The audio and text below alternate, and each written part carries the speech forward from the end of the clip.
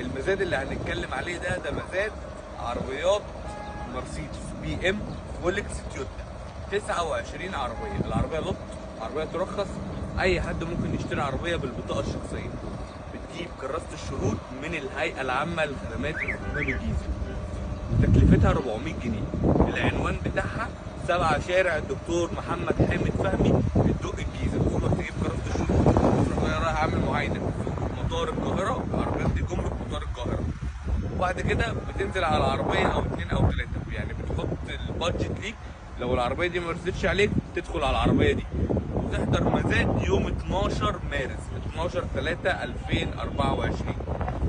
تدخل بالبطاقه الشخصيه، تدفع تامين قبل ما تدخل، ولو ما رسيش عليك بيرجع لك التامين تاني، ولو رسي عليك بتكمل بقيه التامين.